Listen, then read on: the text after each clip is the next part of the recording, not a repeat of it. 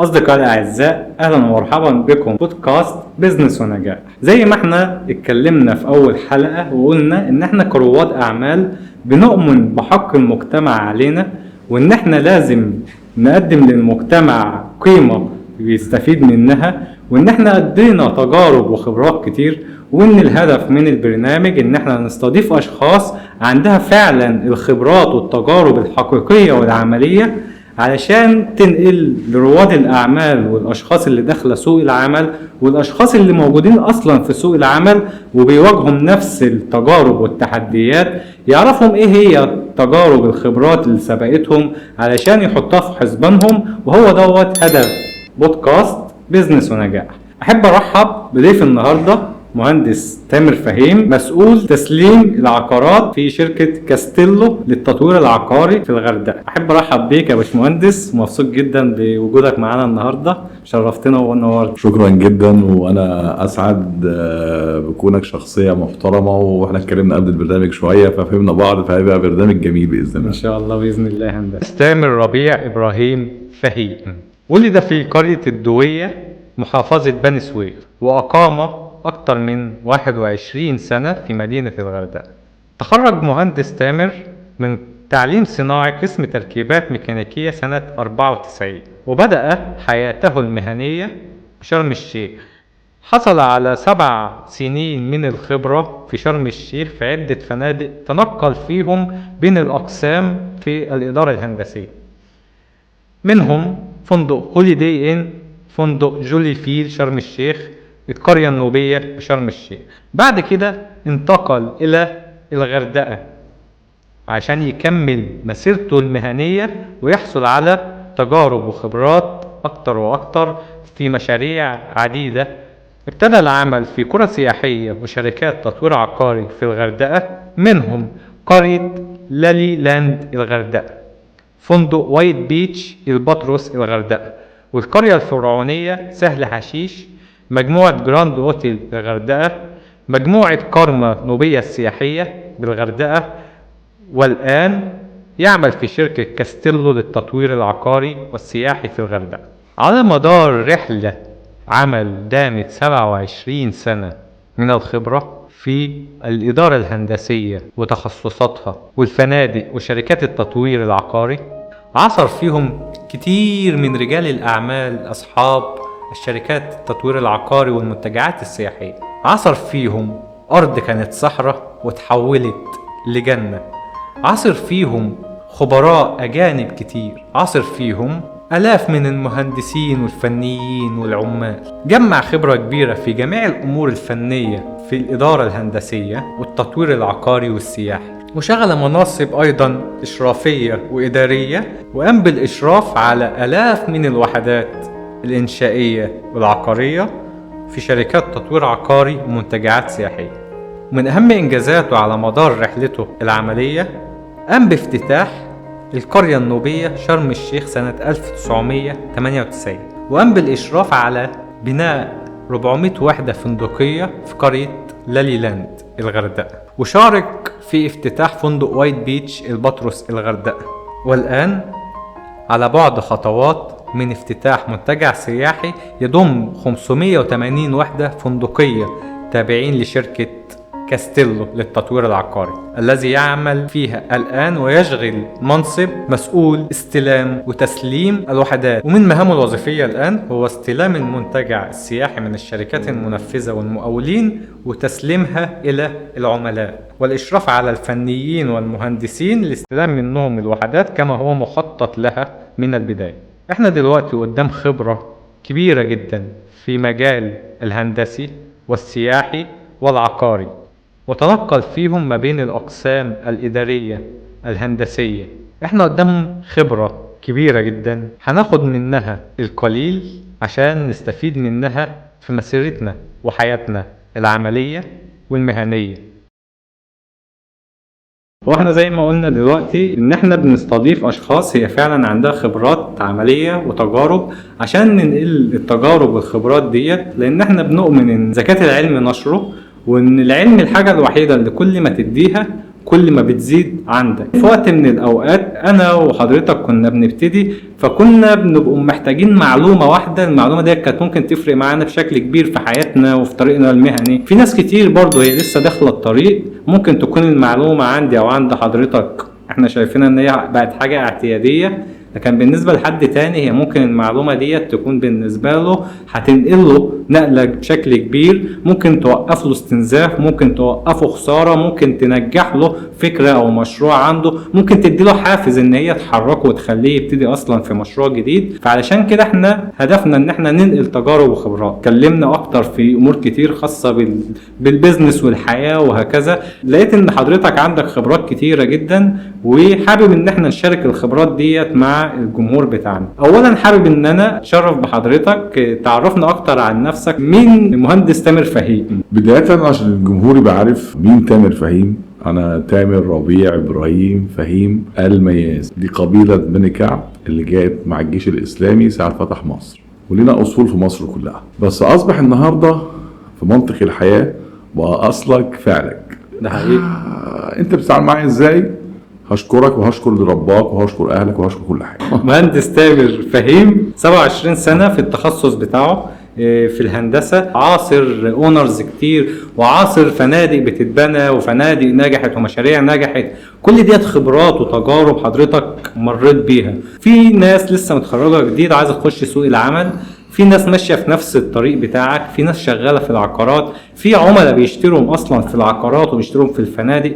كل ده ناس هي محتاجة ان هي تعرف من خبرات حضرتك، ولو قليلا هيبقى بالنسبة لهم كثيرا.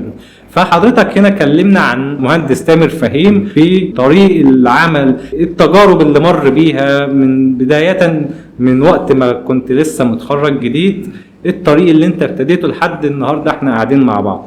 بص يا فندم، أنا أول حاجة مهندس ممارس 27 سنة ما شاء الله. اكاديمي جت بعدين. يعني انا في دراستي لظروفي الشخصيه او العمليه اثناء الدراسه ما توفقتش ان انا اخش هندسه، كملت مؤهل فوق متوسط وحبيت البحر.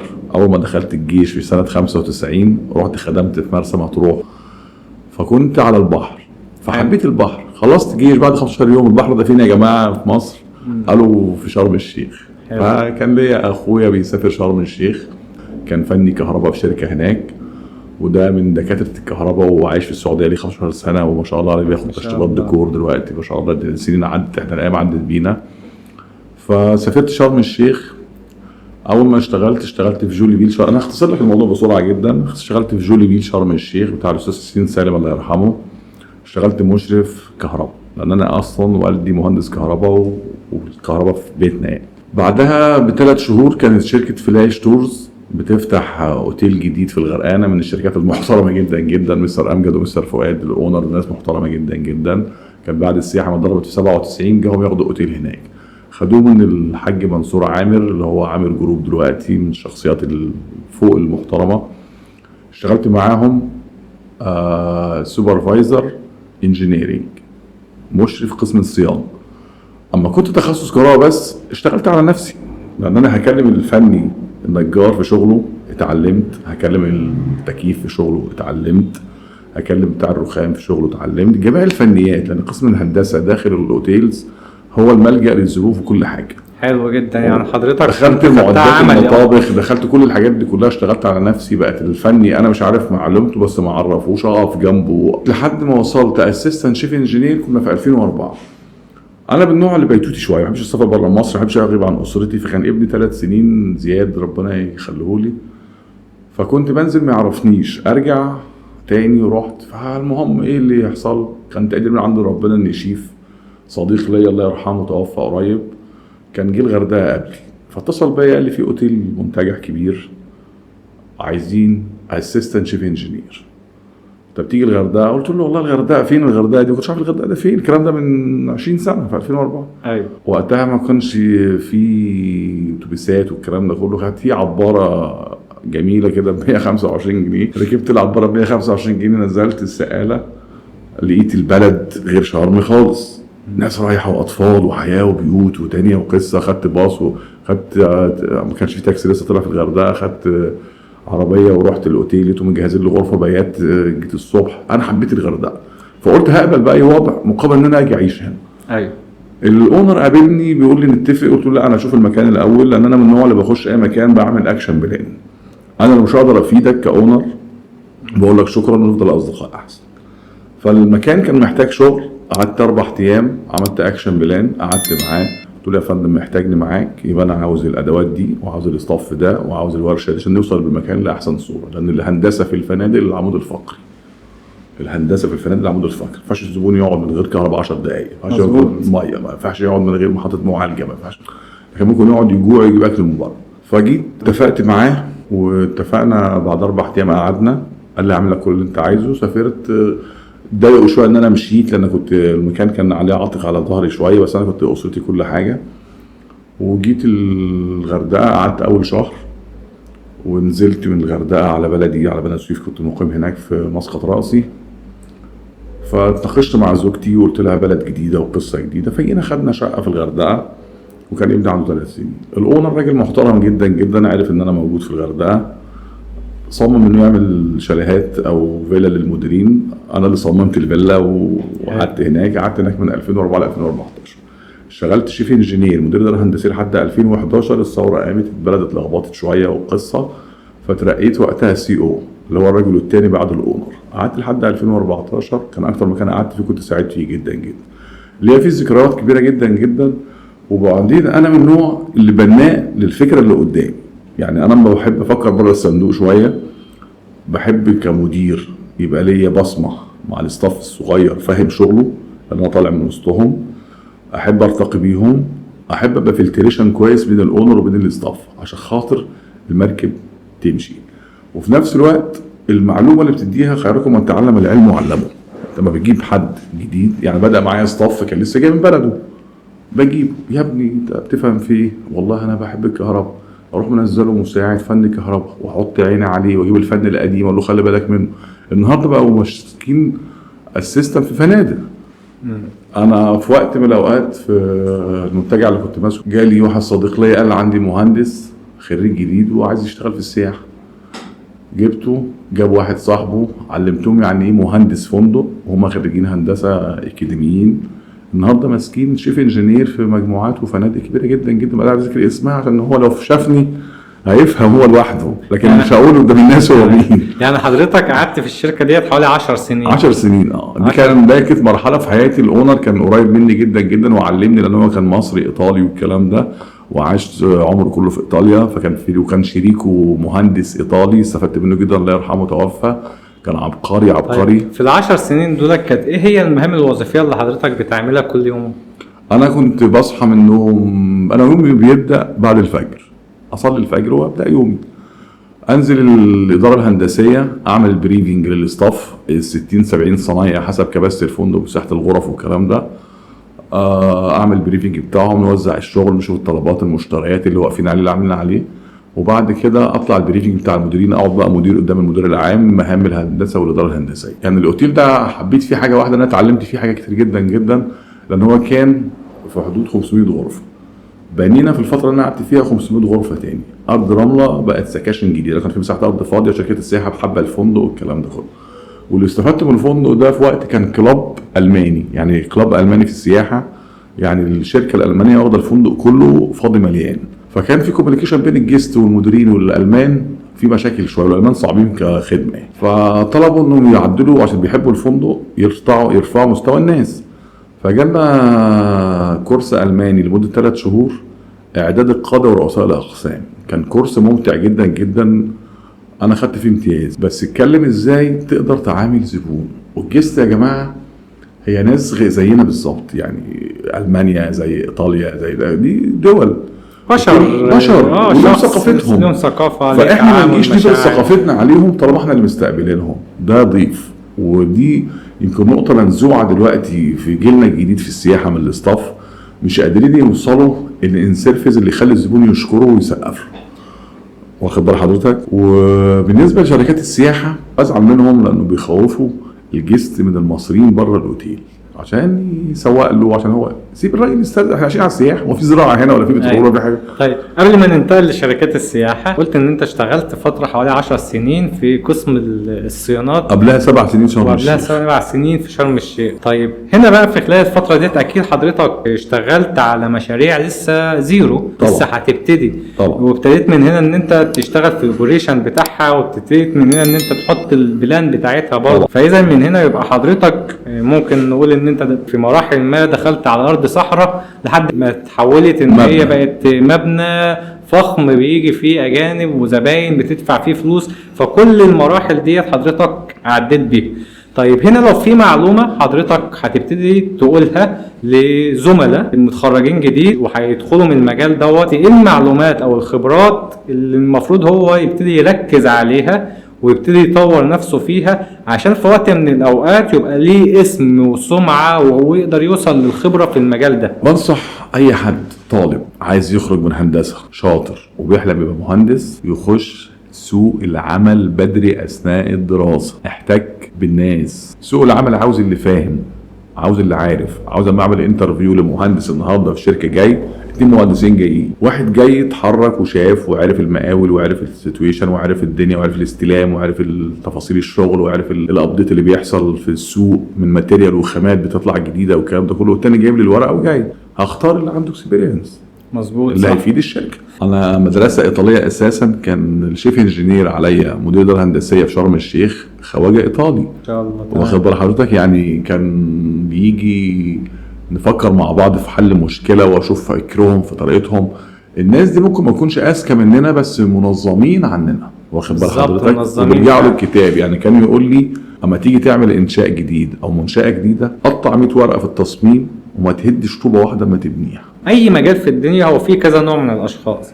في شخص هو نازل عنده الطاقة والحماس، ممكن ينزل يشتغل مع صنايعي كهرباء وما يقولش بقى ده انا مهندس ودوت صنايعي، لا انت لسه متخرج بورقة وقلم. ده كان الصنايعي دوت ايده في الشغل، هو اللي فاهم العملي طبعا. فهو اللي عارف التوصيلة ديت الصح ايه والغلط طبعا. ايه والكلام ده كله. طبعا. ففي ناس ممكن تنزل تشتغل ترمي بقى الورق وتنزل تشتغل تحت ايده لحد ما تاخد منه الصنعة وتتعلم من دوت برضو من الصنايع دوت. طبعا. المعرفة في الكتاب، المعرفة غير الخبرة. الخبرة بتيجي من التجارب والأخطاء وهكذا، لكن المعرفة هي ديت اللي بتنظم لي الشغل. عرفت 1 زائد 1 بيساوي 2. في ناس بتاخد المعرفة وتنزل تشتغل في العملي، بغض النظر بقى انا مهندس او انا قضيت قد ايه في الهندسه، لا انا هنزل اشتغل صبي تحت ايد كل صنايعي لحد ما اشرب المعلومه بشكل كامل عملي واجمع من هنا المعرفه والخبره العمليه. طبعا. في حد تاني لا ينزل انا مهندس انت بس اعمل كده، فساعتها ممكن الصنايعي يوقعه. التطوير العقاري دي 3 شركه مسكها، بس بطبق فكره التشطيب الفندقي والاداره الفندقيه على الكيمباوند، يبقى زي الاوتيل بالظبط، بس بدل الزبون ما اقوله انكلوزيف الله يسامحه اللي عمله، يبقى الزبون بيدفع فلوس والدنيا بتمشي. انا جيت في وقت من شركه من الشركات كنت ماسكها مدير شركه مقاولات، فاحتاجنا مهندس. عملنا اعلان فجاه 3 مهندسين، اخترت اللي ما عندوش خبره في السوق لانه لسه السي في بتاعه ما فيش خبرات شركات. الاونر بيقول لي ازاي تختاره وما تختارش الباقيين. كان مهندس مدني بس ميزته ان هو كان دخل سوق العمل من سن اعدادي، كان بيشتغل اثناء الدراسه، تخصص المدني تخصص خرسانات وشغل عافيه والكلام ده كله. المعماري بيقعد عامل كده في الموقع اللي بيبني الحيطه ويفنش، الديكور بقى اللي بيشطب. انا ثقفت نفسي في كل المجالات دي عشان اقدر اقف قدام بتاع الديكور اتكلم معاه في الانتيريور والاكستيريور، اتكلم مع بتاع الميكانيكا في شبكات الفندق في محطه المواجهه في الكلام ده. وانا فتره من حياتي كده كنت عملت شركه خاصه وخدت اوتيلات عملت فيها شغل والكلام ده كله، واتشرفت بمجموعات محترمه اشتغلت فيها في الغردقه. دلوقتي هندسه، ممكن حضرتك تقول لنا موقف مثلا لمهندس او مجموعه مهندسين عملي انت شفتهم بالطريقه اللي احنا قلنا عليها، ان في مهندس هو بينزل يقول لك انا مهندس والورقه وقلم ويبتدي من هنا يشتغل مع الصنايعيه بفكره انا مهندس ومتخرج من هندسه وانت صنايعي، وحد تاني ينزل ايده في ايد الصنايعي لحد ما يتعلم فعلا العملي، وساعتها هو بيجمع المعرفة والخبرة مع بعض. انت قابلت ناس من ديت وقابلت ناس من ديت فعليا اكيد في ارض الواقع. فترة من فترات حياتي مسكت شيف انجينير في مجموعة الباتروس فندق وايت بيتش اللي على الممشى. حلو. في السوفت اوبننج. كشيف انجينير بستعد لتشغيل الفندق، ودي مجموعه من المجموعات المحترمه جدا يعني. فوقتها كانت شركه بتعمل التكييف المركزي اللي هو التشيلا، اللي هي اليونت اللي بتبقى فوق السطح طلعنا بالونش وطرمبات التقليب والقصه دي كلها. صاحب الشركه دي شاطر جدا، اخوه مهندس خريج هندسه لسه جديد، راح منزله في المشروع بدايه من الصفر، ما نزلوش بقى مهندس يبقى يقول يمين ويقول شمال، قال له اتعلم الاول، اشتغل بايده يعني. كان شاطر جدا، خريج جديد، بقى يقف في الورشه يقطع، يمسك الصاروخ، يسال، يستفهم. النهارده هو اللي ماسك فرع الشركه في الغردقه. ما شاء الله عليه. فالمهندس يا جماعه ايده ما تصديش بلغه المهندسين، ويفهم ازاي يصندق المكان، يفهم ازاي يبقى عنده لجران، تبقى عينه طويله. الراجل النهارده المهندس، مهندس الكهرباء مثلا، انا ليه بجيب مهندس كهرباء للمشروع؟ ليه ما بقولش للفني الكهرباء او المقاول اشتغل؟ لان في ديتيلز وتفاصيل مهمه جدا جدا بالذات في البند ده، اللي هي حسابات الكيلو وات، حسابات الامبير، حسابات الفولت، ازاي هشتغل ده كام فولت، هشتغل ده كام امبير، احط كابل قد ايه، ازاي ما احطش كابل كبير واصرف فلوس وخلاص وبلش الازمه، ازاي ما احطش كابل قليل يتحرق بعد كده، ازاي الحسابات الهندسيه لمجال الكهرباء، لان انا في التخصص ده بالذات بحبه يعني. اما اجي مثلا اتكلم مع المهندس الانشائي، توزيع احمال الحديد، يبقى مهندس فاهم، ما يحطليش حديد زياده ويكلفني فلوس، وده كوست الحديد في الخرسانات بيبقى كوست عالي جدا، ما يحطش حديد قليل والمبنى يقع. مهندس المعماري يبقى عنده فيجن، بيعمل حاجه جديده. في مهندسين عالميين وبياخدوا جوائز والكلام ده، مش يبقى كوبي بيست من على النت. انا فتره من الفترات كده بسال واحد مهندس على سيكشن كده عملوا فندق كده، بساله بقول له انت حضرتك عملت فنادق قبل كده؟ قال لا سيرش من على النت.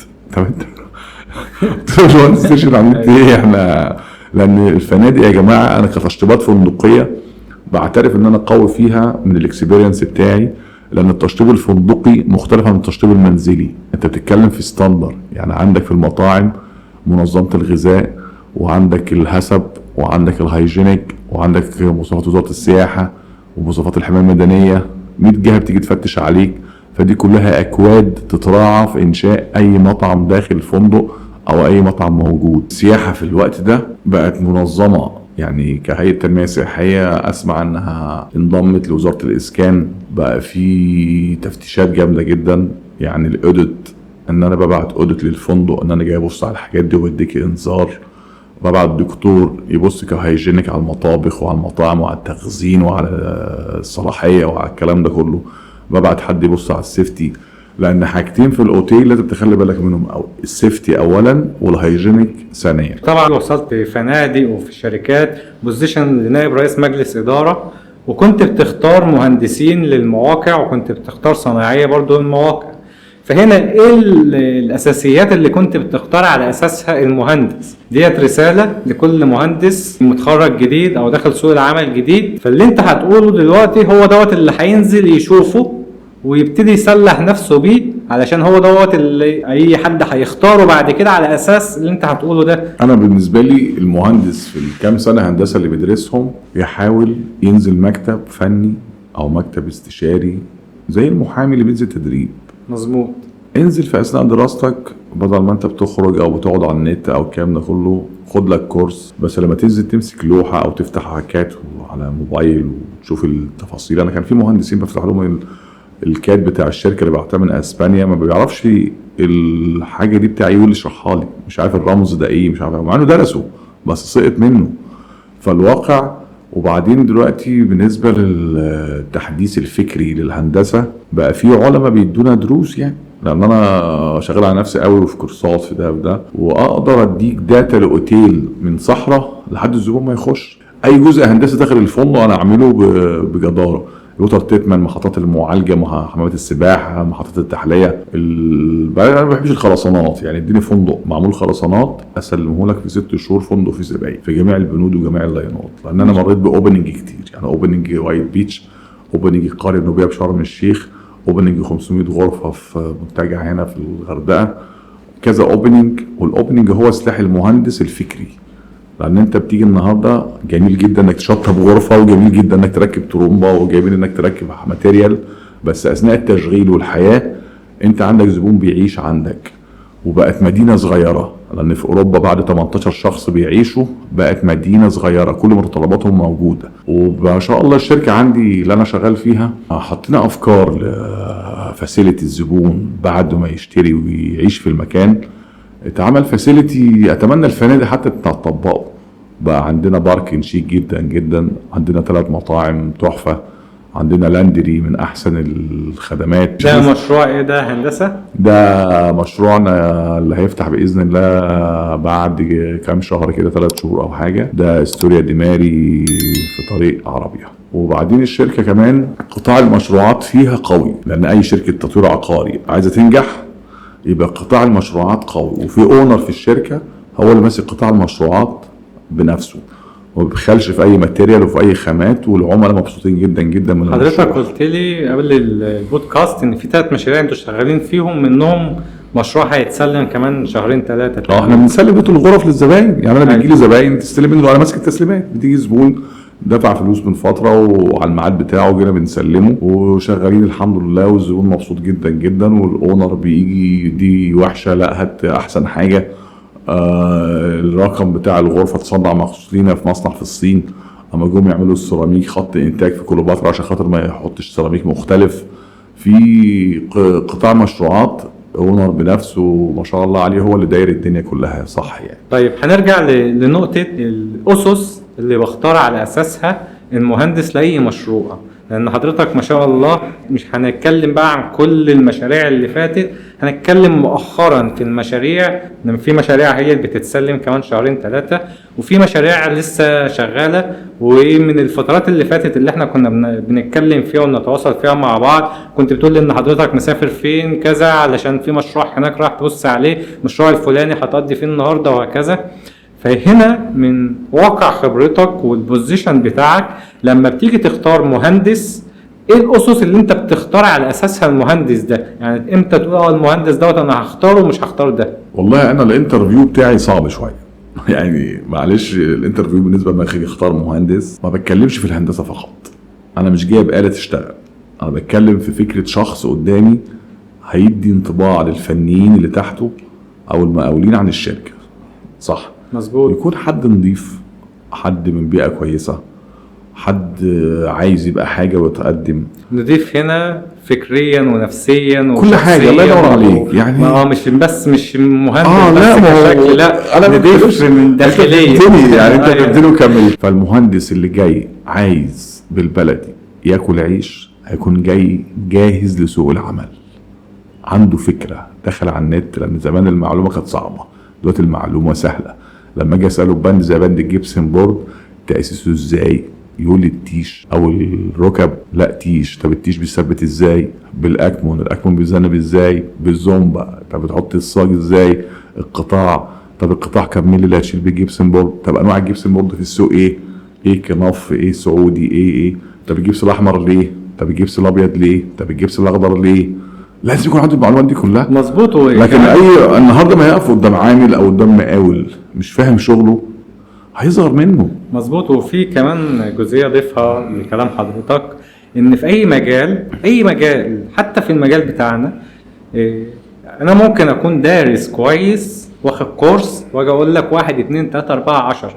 فالشخص العملي اللي فاهم وعنده خبرة هيعرف الكلام اللي انت بتقوله حتى لو مظبوط 1,000,000%، بس هيعرف الكلام اللي انت بتقوله بناء عن كورس انت واخده وورقة وقلم، ولا بناء عن تجربة ايدك هي اللي فيها. يعني بص مستر، انا بالنسبة لي كمسؤول استلام في المنتجع او في الشركة بخش استلم، بقول اوكي المقاول ياخد فلوسه والعميل يستلم وحدته. انا مش داخل اصطاد اخطاء. انا بروح الموقع من 8 صباحا ل 5 اخر النهار او 6 اصلي المغرب وامشي طول النهار وسط الصناعة اللي شغالين. خلي بالك من دي، صنفر دي كويس، ركب الباب ده كويس، احن الفوم كويس، الزق السيراميكا كويس، الزق الرخامه كويس، ودي نصايح وانا ماشي عشان خاطر لما اجي استلم ما تعبش.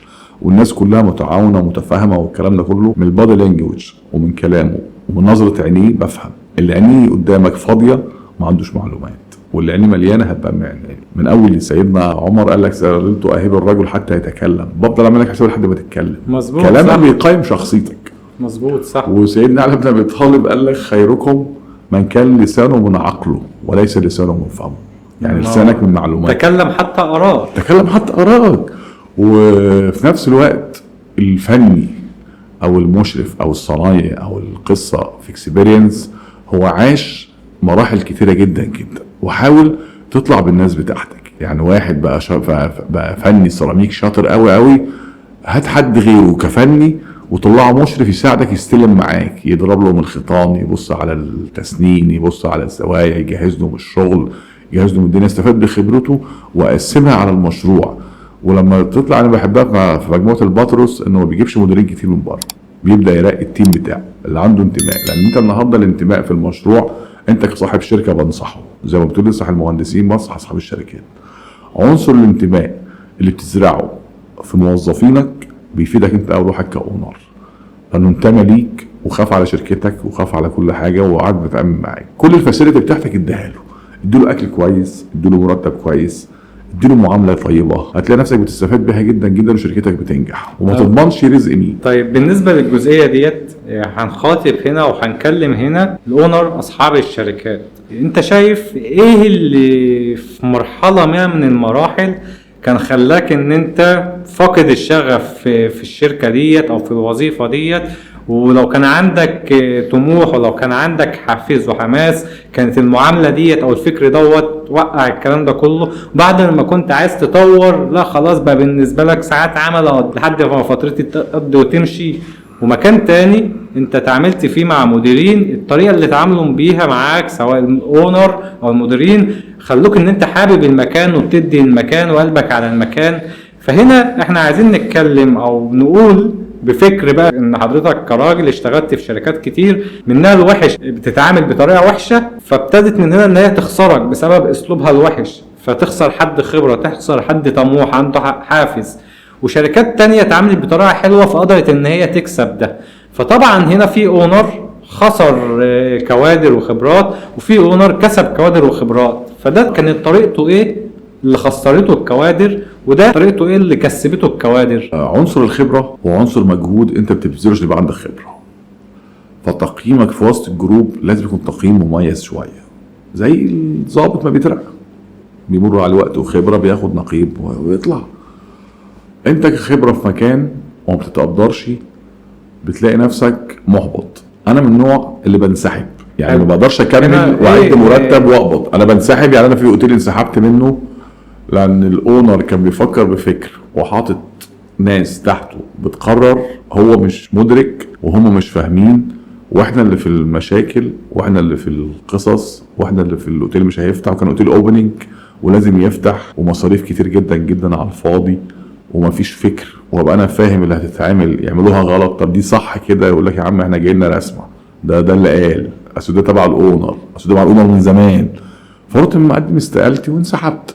مكان تاني كان في حاجه سيفتي ان ممكن تاذيني انا كشيف انجينير واتسجن فيها، قدمت استقالتي وسبت ورقه ومشيت، مع انهم زعلوا جدا جدا جدا.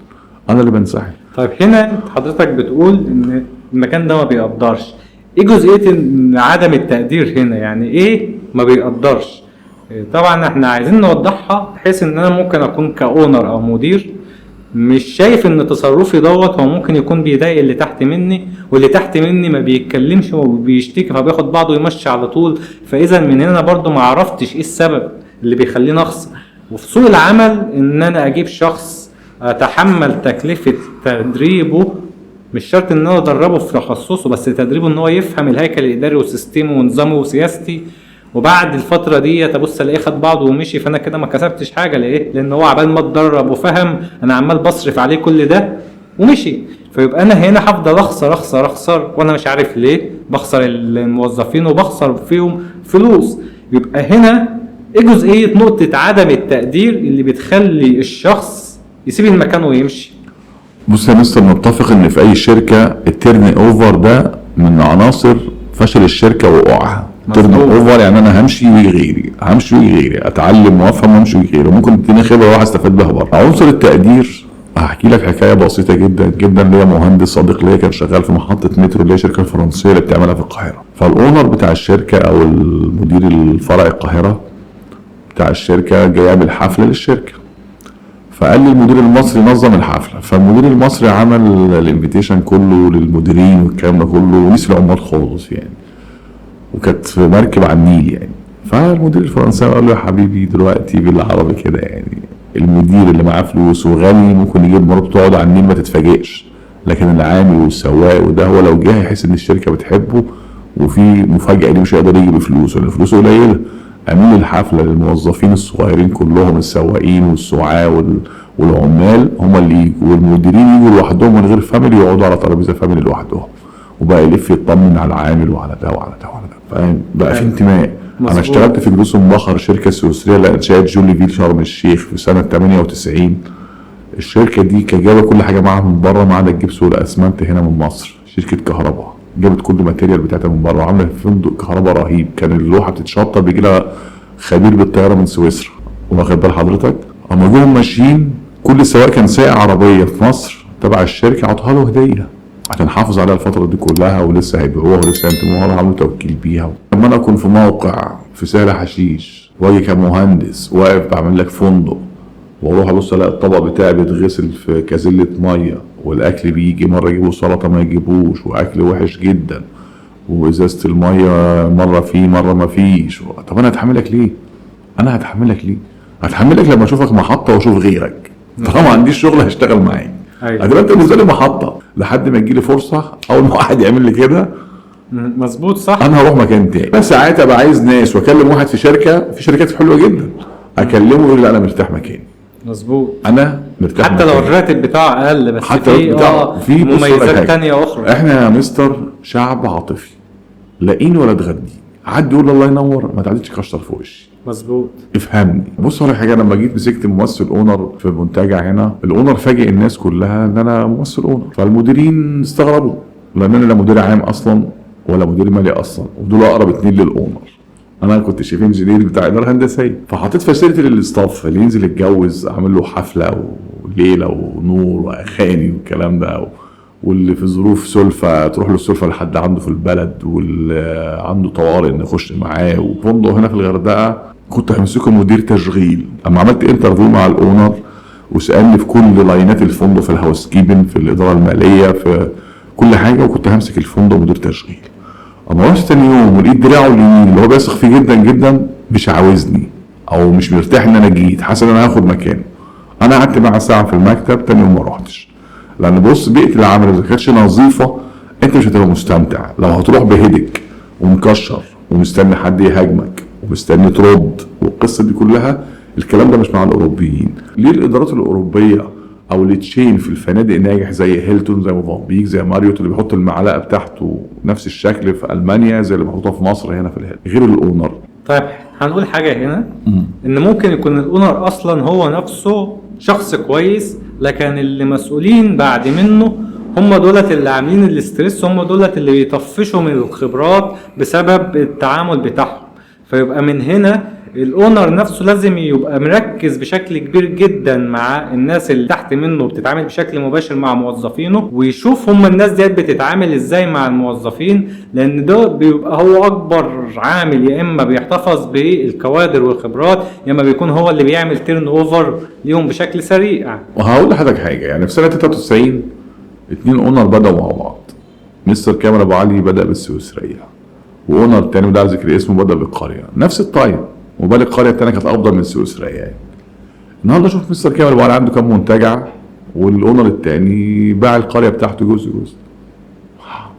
مظبوط صح، ما هو ده فكر وده فكر. ومستر كامل يعني انا ما اشتغلت معاه كان يجي في اثناء الاوبننج ملم بالاجواء كلها، ممكن يبقى قاعد مع وزير مستر كامل ويتصل بالمدير العام بتاع الفندق الولد بتاع الهاوس كيبن اللي عامل العمليه اخباره ايه، لان هو حاسس بالناس. لان هو بدا ببوزيشن بسيط في سويسرا وما بينكرش الكلام ده، انا بقوله لان انا شفته هو قاله، لو هو ما قالوش ما كنتش هقوله.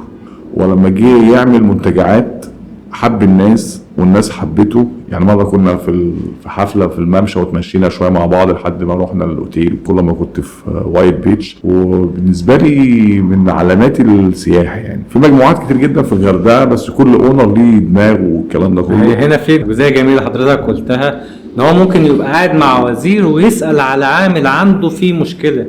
هنا ده هو اللي وصله بعد فضل ربنا للنجاحات الكبيره اللي موجوده ديت، لان فعلا هنا الاهتمام بالعامل البشري، لان فريق العمل هو اللي هينجحه. حاجه مقتنع بها جدا، اعداد البشر قبل اعداد الحجر. مظبوط. النهارده ابني فندق واصرف مليارات وهات مانجمنت وهات مدير تشغيل فاشل وستاف تعبان ومحدش عنده اكسبيرينس ويعكسوا الزباين ويسرقوا الزباين وما تعبتش، وده قال لك انا عندي شويه خبره جاب لك 100 مكان يشتغل فيه. لكن انت افهم ان انت تبص في الناس وتعرف تعمل انترفيو صح. يعني ما شاء الله الحلقه كانت حلقه جميله ولذيذه، والاجمل فيها ان حضرتك بتتكلم من جواك. يعني انت بتقول فعلا حاجات جواك، بتتكلم عن تجارب حقيقيه وحاجات فعلا انت عشتها، وده فعلا هو اللي بيعلم الناس. فعشان كده احنا عايزين سريعا نذكر في نهايه الحلقه بتاعتنا اهم النقط اللي نركز عليها او المشاهد يركز عليها، علشان يكون طالع من الحلقه ديت باستفاده فعليا يطبقها على ارض الواقع. فعايزين نبتدي هنا بداية من الزملاء المهندسين الجداد اللي لسه طالعين وهيبتدوا من هنا يسعوا. ايه نصيحتك للناس ديت يبتدي منين عشان يوصل لنتيجة معينة او يحقق نجاح معين في الكارير بتاعه؟ انا بقول للمهندس اول حاجه لو انت طالب خش سوق العمل. نصيحتي ليك لما تخش شركه جديده اسمع اكتر ما تتكلم، عشان خاطر ما حدش يحس ان انت مش فاهم. ركز مع نفسك قوي، افهم اجواء الشركه، افهم مين القديم مين الجديد، ثقافه الاونر، ثقافه المدير بتاعك. ما تتكلمش كتير، اعمل مجهود. الموقع بيخلص 5 اقعد انت ل6، الموقع بيبدا 8 روح انت 7. لف مع نفسك، شوف عمود الخرسانه اللي درسته شكله ايه على الحقيقه، شوف الكهرباء شكلها على الحقيقه، شوف الميكانيكا شكلها على الحقيقه، شوف المواتير، شوف الكلام ده كله. طور من نفسك، خش على النت، خش على كورسات، خش على ده عشان خاطر تعلى واحده واحده. وعشان خاطر النصيحه لكل المهندسين، عشان تعيش مهندس شاطر احترم الفني قوي، احترم المقاول قوي. هتتلاقي نفسك بتتعلم منهم من غير ما تقصد، لان لو حبك الفني هيفيدك ويعلمك، لو كده هيتوهك ويجيبك في شغلك كمان. انت بالنسبه له افندي ببدله وكرافات، وكل شغل فيه اسراره وتفاصيله. لان انا عشت سنين كتير جدا اوبريشن، والاوبريشن ده دراسه لوحده. ان الاوتيل شغال وانا ماسك الشيف انجينير بمشاكله باعطاله وقصته بحدته بجدول الصيانه وبالدنيا دي كلها. لكن شغل في التطوير العقاري دلوقتي بقى مختلف شويه. انا استمتعت جدا بيك يا هندسه، وانا متشرف بحضورك معايا النهارده. شكرا جدا. احنا النهارده تشرفنا بوجود مهندس تامر فهيم معانا، ادانا كتير من الخبرات العمليه بتاعته في المشاريع اللي اشتغل فيها. ما شاء الله عنده خبره كبيره في سوق العمل وفي الهندسه وفي السياحه، واحنا اتشرفنا بوجوده معانا النهارده بالخبرات والتجارب اللي هو اداها لنا. وان شاء الله انتظروني في حلقة جديدة مع ضيف جديد وخبرة جديدة وقصة نجاح جديدة ان شاء الله في بودكاست بيزنس ونجاح. اشوفكم على خير.